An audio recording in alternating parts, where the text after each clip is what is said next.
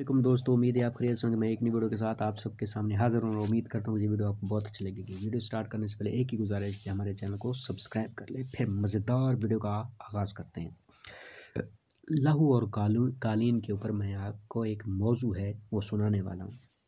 Drama है लहू और कालीन, 4 किरदारों पर मुश्तमिल है, जिसमें बाबा एक नौकर है, तजम्मल एक सरमायादार है, जबकि रऊफ़ इसका प्राइवेट सेक्रेटरी और चौथा अहम और मरकज़ी किरदार मुसव्वर अख्तर का पेश किया गया है।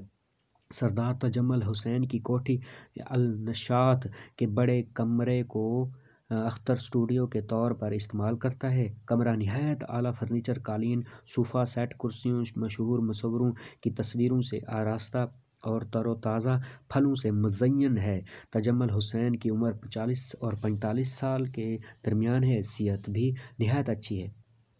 वो एक सुबह कमरे में दाखिल होता है और मुलाजिम बाबा से अख्तर के बारे में दरियाफ्त करता है। बाबा तजम्मल हुसैन को अख्तर के बारे में बताता है कि वो बाग में टहल रहा है और रात भर टहलता रहता है। तजम्मल कहता है कि मुसव्वरों की ये आदत होती है कि वो हर वक्त किसी न किसी सोच में डूबे रहते हैं।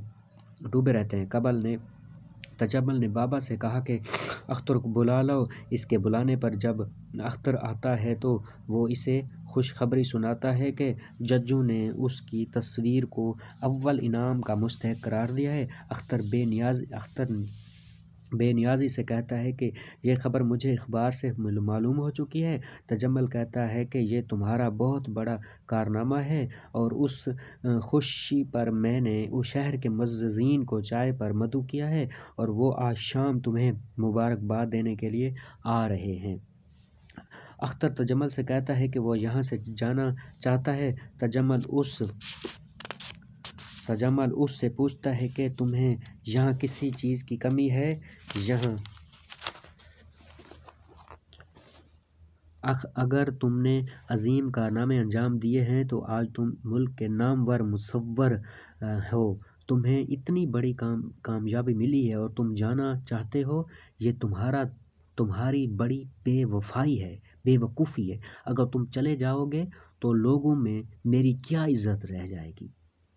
अख्तर तजम्मल से कहता है कि जिस अख्तर को आप एक तारीख झोंपड़ी से निकाल कर अपने महल में लाए थे, वो अब चलती फिरती लाश है। गुज़श्ता 1.5 बरस में जितनी तस्वीरें इसके नाम से बाहर गई हैं, इनमें से एक भी उसकी बनाई हुई नहीं है।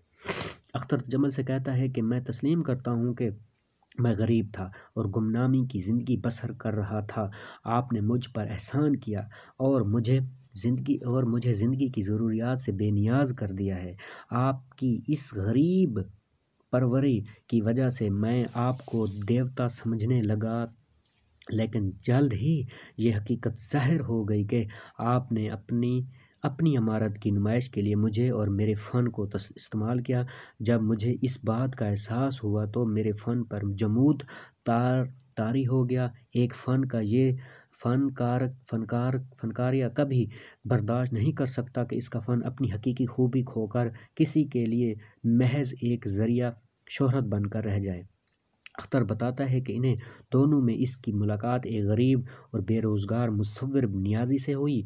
मैं उससे तस्वीरें बनवा कर लाता और अपने नाम से आपको देता रहा और इसके इवज़ मिलने वाली रकम इसे दे देता था। वो पहले की तरह मुफलिस नहीं रहा। वो अपनी बहन की शादी कर चुका है और इसे रोटी कपड़े की भी तकलीफ़ नहीं रही। तजम्मल अख्तर से कहता है कि तुमने मुझे धोखे में रखा है। तुमने मेरे एहसासात का भी ख्याल नहीं रखा।